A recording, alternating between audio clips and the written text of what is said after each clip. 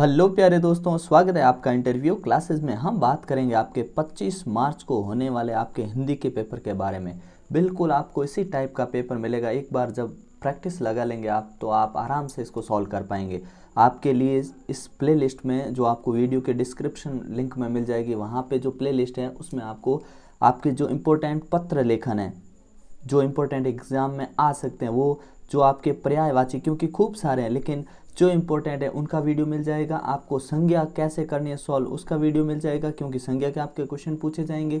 सप्रसंग व्याख्या, यानी आपको सप्रसंग व्याख्या में कौन सा आपके लिए इम्पोर्टेंट है उसके ऊपर वीडियो मिल जाएगा।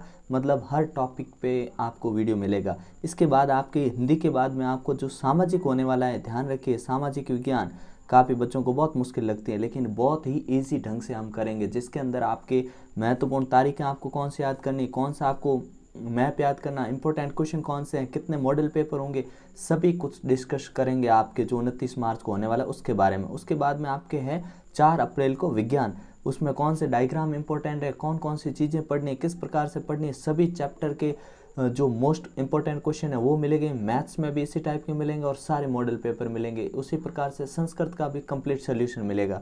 इसलिए आप अगर चैनल पे नए हो तो सब्सक्राइब ज़रूर कर दीजिएगा, दोस्तों के साथ शेयर करिएगा और लाइक करना नहीं भूलें।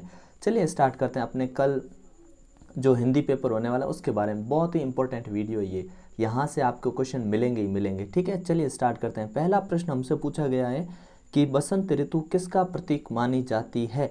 ऊर्जा, उत्साह, उमंग या उपरोक्त सभी? तो क्योंकि आपने काफ़ी मॉडल पेपर सोल्यूशन कर चुके हैं तो आप अब बेहतरीन ढंग से इनके आंसर जानते हैं। तो आंसर क्या होगा अपना? उपरोक्त सभी। ठीक है ना, द ऑप्शन अपना करेक्ट हो जाएगा। यहाँ पे हम फिल कर देंगे द। नेक्स्ट देखिए, यह सबसे कठिन समय नहीं, कविता में तिनका कहाँ पर है? तो तिनका चोंच में है। कहाँ है? चोंच में। अगला देखिए, साइकिल चलाना सीखते ही ग्रामीण महिलाओं में आ गई थी, क्या आ गई थी? तो ग्रामीण महिलाओं में आ गई थी नई जागृति। ऑप्शन करेक्ट हो जाएगा। ठीक है ना, वीडियो पसंद आए तो लाइक ज़रूर करिएगा और कंप्लीट सोल्यूशन मिलेगा आपको, कौन सी इंपॉर्टेंट चीज़ें वो सारे। और एक बात, आप सभी कविताएं उनके जो कवित्री और कवि हैं उनके नाम भी याद रखिएगा और कविताओं के नाम भी याद रखिएगा, जो आपके सप्रसंग व्याख्या में बहुत इंपॉर्टेंट होती है। ठीक है ना, अगला देखिए, बदलू गांव का था, बदलू गांव का क्या था? मनिहार था। ठीक है ना, ऑप्शन अ करेक्ट कर देंगे। अगला प्रश्न पढ़ते हैं। अगला प्रश्न है 5वां प्रश्न, सहवाग सिनेमा में किस भाषा को बढ़ावा दिया गया? किस भाषा को बढ़ावा दिया गया? तो हम कहेंगे हिंदी उर्दू भाषा को। 5वां देखिए, मैया यशोदा बाल कृष्ण को रोजाना क्या देती है? तो क्या देती है मैया यशोदा? तो आप कहेंगे मैया यशोदा देती हैं पीने को कच्चा दूध। ठीक है, ऑप्शन द करेक्ट कर देंगे। नेक्स्ट वाले क्वेश्चन पे चलते हैं हम। नेक्स्ट है जंगल में भीषण। ध्यान रखिएगा, आपके ये मुहावरा या जो आपके इंपॉर्टेंट मुहावरे हैं उनका भी एक वीडियो डाला गया है। ठीक है ना, प्लेलिस्ट में आप जाकर चेक करेंगे तो वहाँ आपको इंपॉर्टेंट मुहावरे नाम से एक वीडियो मिलेगा और उसमें आप देख सकते हैं। ठीक है ना, क्या बोला गया? भीषण जंगल में भीषण गर्मी के कारण कई जानवर अंतिम सांस गिन रहे थे।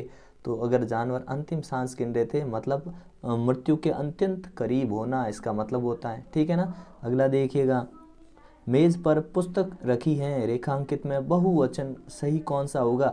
तो इसका बहुवचन कौन सा होगा? ये बहुत ही आसान क्वेश्चन पूछा जाता है। ठीक है ना, और ऑप्शन अ करेक्ट हो जाएगा। फिर अपने से 2 नंबर का क्वेश्चन पूछा गया है कि कवि फूलों को कहाँ का द्वार दिखाना चाहता है? तो कवि पुष्पों यानी फूलों को अनंत का द्वार दिखाना चाहता है। क्यों? क्योंकि फूल खिलकर अनंत काल तक अपनी महक और सौंदर्य बिखेरते रहते हैं, इसलिए उनको अनंत का द्वार दिखाना चाहता है। 2 नंबर का क्वेश्चन बहुत ही आसान। ठीक है ना, ये नमा सेम टू सेम है यहीं पे। अगला देखिएगा 10वां, जिस प्रकार लघु में तर प्रत्यय लगाने से लघुतर बनता है उसी प्रकार तर प्रत्यय लगाकर 2 नए शब्द बनाइए। तो यहाँ 4 शब्द लिख रखे हैं, इनमें से कोई भी 2 आप अपने एग्जाम में लिख सकते हैं, अधिकतर, गुरुतर, लघुतर, श्रेष्ठतर। ठीक है ना, अगला प्रश्न है आपके लिए भाववाचक संज्ञा।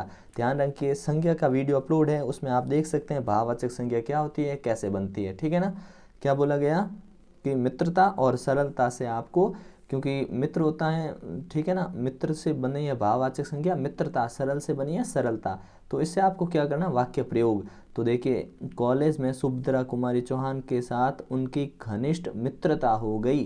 ठीक है ना, दूसरा है सरलता, तो इनकी सरलता रचना सरलता से हो सकती है। क्या इसकी रचना सरलता से हो सकती है। ये हो गया वाक्य में प्रयोग। अगला प्रश्न पूछा गया है, फातिमा ने साइकिल चलाने के संबंध में क्या कहा। तो फातिमा ने कहा कि साइकिल चलाने से आत्मविश्वास बढ़ता है व आत्मनिर्भरता बढ़ती है। तो क्या बोला, आत्मविश्वास और आत्मनिर्भरता बढ़ती है। अगला प्रश्न देखिए, उखल चढ़ी सीके को लीनो। यहाँ पर सीके, सीके का क्या मतलब है, यहाँ पर सीके का मतलब होता है अपने छींका। क्या होता है, छींका। छींका का मतलब आप जानते होंगे, छींका दूध और दही जिसमें रखा जाता है, ठीक है ना, ऊपर टांग दिया जाता है ताकि बिल्ली और इन चूहों इनसे बचाया जा सके, है ना, उसे कहते हैं हम छींका। अगला क्या बोला गया है कि गवरैया ने अपना क्या लक्ष्य बना लिया था। तो आप कहेंगे उसने लक्ष्य बना लिया था क्या, टोपी पहनने का अपना लक्ष्य बना लिया था। उसने कहा था टोपी पहन के रहेगी, वो दृढ़ निश्चय थी वो, ठीक है ना। अब आप देखिए, आप रास्ते में जा रहे हो तभी किसी व्यक्ति की दुर्घटना हो जाती है, तो आप उस दुर्घटनाग्रस्त व्यक्ति को प्राथमिक चिकित्सा उपलब्ध किस प्रकार से करवाएंगे, क्या क्या देंगे। तो पहले अगर व्यक्ति को लगी हुई है, वो डिपेंड करता है कि आदमी को कहाँ तक कैसे चोट लगी, तो तुरंत क्या हम कर सकते हैं उसके बारे में हम बात करेंगे। पहला, यदि रक्त स्राव यानी खून बह रहा हो तो उसे बंद करने के उपाय करेंगे, ठीक है, बांधेंगे उस जगह को, कुछ न कुछ हम प्रयास करेंगे। फिर गर्दन, छाती और कमर के कपड़े, अगर वो कपड़े टाइट पहन रखे तो उन कपड़ों को हटा देंगे ताकि उसको क्या हवा वगैरह लग सके, ठीक है, पीठ के बल लेटा सकते हैं। तो ये तरीके हैं कि हम क्या क्या कर सकते हैं। अगला प्रश्न हमसे पूछा गया है, ये आपके दीवानों की हस्ती, बहुत ही महत्वपूर्ण कविता है, तो इसका ध्यान रखिएगा। ये कविता हमें क्या संदेश देती है, ये पूछा गया है, कौन सा हमें संदेश देती है। तो हम कहेंगे ये जो कविता है, इस कविता से हमें संदेश मिलता है कि हमारे मन में भी देश प्रेम की भावना होनी चाहिए, क्योंकि आजकल मनुष्य सिर्फ अपने बारे में सोच रहा है, तो देश प्रेम के बारे में सोचना चाहिए। हमें केवल अपने लिए नहीं अपितु दूसरों के लिए भी जीना चाहिए। ये देश पर यदि कोई विपत्ति आ जाए तो अपना सर्वस्व न्योछावर करने के लिए तैयार रहना चाहिए, ठीक है ना। ये संदेश देती है हमें ये कविता। अगला प्रश्न देखते हैं अपने। अगला प्रश्न है पर्यायवाची शब्द, ध्यान रखिएगा पर्यायवाची शब्द सबसे इंपॉर्टेंट है, उनका वीडियो डाला गया है, आप वो जाकर अवश्य देख लें ताकि वहाँ से आपके एकदम क्लियर हो जाएगा। और ध्यान रखिएगा चैनल सब्सक्राइब ज़रूर कर लें ताकि आपको बेहतरीन से बेहतरीन आगे वाले सब्जेक्ट में वीडियोस मिलेंगे, ठीक है। कोयल, कोयल है, कोयल का कोकिला और वसंत दूत, मैंने दो लिख दिया, आपको एक ही पर्यायवाची लिखना है, ठीक है ना, मैंने दो लिख रखे हैं, ठीक है ना। तो क्या होता है, तो कोकिला और वसंत दूत सॉरी, आम के पेड़ पर बैठी कोयल गा रही है, ठीक है ना। तो यहाँ कोयल, अच्छा यहाँ कोयल की जगह आप कोकिला भी लिख सकते हैं या वसंत दूत भी लिख सकते हैं, ठीक है ना। मैंने गलती से यहाँ कोयल को चेंज नहीं किया, आपको जो पर्यायवाची शब्द में आया ना उसी से बनाना है, ठीक है ना। तो यहाँ आप वसंत दूत या फिर कोकिला कोई भी लिख सकते हैं, ठीक है ना। अगला देखिए, गाय, गाय का होता है गौ या धेनु, तो मुझे धेनु बहुत पसंद है या मुझे यह धेनु बहुत पसंद है, ऐसे लिख सकते हैं, ठीक है। जंगल का होता है वन, कानन, अरण्य, तीन लिख रखे हैं, कोई एक लिखना आपको, तो ठीक है। और वन जंगली जानवरों और पक्षियों की कई प्रजातियों के लिए एक घर है, ये वाक्य में प्रयोग हो गया। फिर है पर्वत, पर्वत का होता है भूधर, पहाड़, मुझे पहाड़ों में जाना अच्छा लगता है, ये वाक्य में प्रयोग हो गया, ठीक है ना। बहुत ही आसान है, समय बचाते हुए इसी वे में आप करते जाएंगे, ठीक है ना। और ध्यान रखिएगा एग्जाम में सबसे पहले क्वेश्चन अटेम्प्ट करते समय, क्योंकि आपको तो बुकलेट मिलने वाली है तो कोई दिक्कत होने वाली नहीं है, इसकी आंसर शीट जो आपके पेपर होएगा उसके जो क्वेश्चन जैसे ही पता लगेंगे हमें तो उस पर जो आपके पेपर की आंसर शीट भी कल आपको मिल जाएगी, ठीक है ना। जो आप पेपर दे के आओगे उसके बाद में कौन कौन से क्वेश्चन आए थे, उनके करेक्ट आंसर क्या होंगे, उसका सोल्यूशन भी आपको मिल जाएगा, ठीक है ना।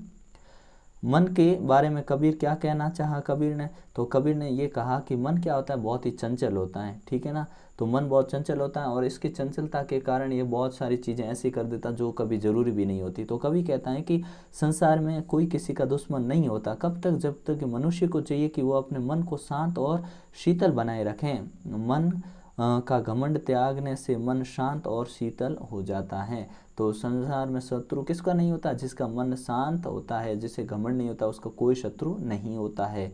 अगला प्रश्न देखिए, अम्मा कहाँ जाने के लिए अपना सामान बांधने लगी और क्यों, तो अम्मा अपने मायके आगरा जाने के लिए सामान बांधने लगी क्योंकि वे बच्चों के काम से परेशान हो गई थी, साथ ही अब्बा की जिद थी कि बच्चे काम करें, पर वे इस बात को सहन नहीं कर सकती थी, ठीक है ना। ये उत्तर हो गया। अगला प्रश्न देखते हैं, ठीक है ना। बिलवासी जी ने अंग्रेजों से सौदा कैसे पटाया, उन्होंने सौदा कैसे किया? तो आप कहोगे बिलवासी जी बोले, बिलवासी जी ने क्या बोले, म्यूजियम वाले भी इस लोटे, जो अकबरी लोटा था, उस लोटे को खरीदना चाहते हैं, इसलिए इसकी ऊंची बोली लगाएंगे और वो इसे खरीद लेगा। इस आधार पर अंग्रेज ने ऊंची बोली लगाकर लोटे को खरीद लेता है। इस प्रकार से उन्होंने अपना सौदा पटाया। अगला प्रश्न है आपके लिए, जिसमें सामान्यतः पूछा कचरा पात्र में कितने रंग होते हैं और कौन सा कचरा कौन से डस्टबिन में डालना चाहिए। तो देखिए, कचरा पात्र सामान्य 3 रंग के, कौन सा, हरा डस्टबिन, नीला डस्टबिन और लाल डस्टबिन। हरे डस्टबिन में पत्ते, सूखे फल, सब्जियां, बचा हुआ खाना जैसे सामान डाल सकते हैं। नीले के अंदर बैग, जूस की बोतल, टूटा हुआ प्लास्टिक का सामान, ऐसा कहने का मतलब प्लास्टिक वाला नीले में डाला जाता है, ठीक है ना। और जो हरे डिब्बे में जानते हो हरी चीज़ें होती हैं, जो साग सब्जियां होती है, वैसे वाला। लाल डस्टबिन में क्या डालते हैं, टॉर्च के सेल, पुरानी दवाइयाँ, इस्तेमाल की हुई सुइयाँ, ये वगैरह डालते हैं हम लाल डस्टबिन में। फिर आपसे आई है सप्रसंग व्याख्या, ठीक है ना, बहुत इंपॉर्टेंट है। सप्रसंग व्याख्या जो इंपॉर्टेंट है उनके लिए वीडियो डाला हुआ है, वो आप जाके चैनल की प्लेलिस्ट में देख सकते हैं, ठीक है ना। इस वीडियो के डिस्क्रिप्शन में भी आपको वो लिंक मिल जाएगा, वहाँ से आप देख सकते हैं, ठीक है। तो महत्वपूर्ण जो अभिन्न होगा मेरा अंत, इसकी यहाँ पे सप्रसंग व्याख्या की हुई है, ठीक है ना। तो देखिए कैसे करनी है आपको। सप्रसंग मतलब ये काव्यांश हमारी पाठ्य पुस्तक संकलित कौन सी कवि है, जो सूर्यकांत त्रिपाठी निराला, उनकी रचना अभी न होगा मेरा अंत से लिया गया। यहाँ पर कवि पूर्ण रूप से आश्वस्त हैं कि अभी उनकी काव्य रचना का उत्साह भरा प्रथम चरण प्रारंभ हुआ है, मतलब उत्साह भरा प्रथम चरण है, अभी वो बहुत सारे चरण पार करेंगे, ठीक है ना, ये कहते हैं। और कवि इसमें व्याख्या की गई है, व्याख्या की बोली, क्या बोला गया है कि कवि घोषित करना चाहते हैं या कहना चाहते हैं कि साहित्य सर्जन थमने वाला नहीं है, अभी तो उनके कवि जीवन का आरंभ ही हुआ है।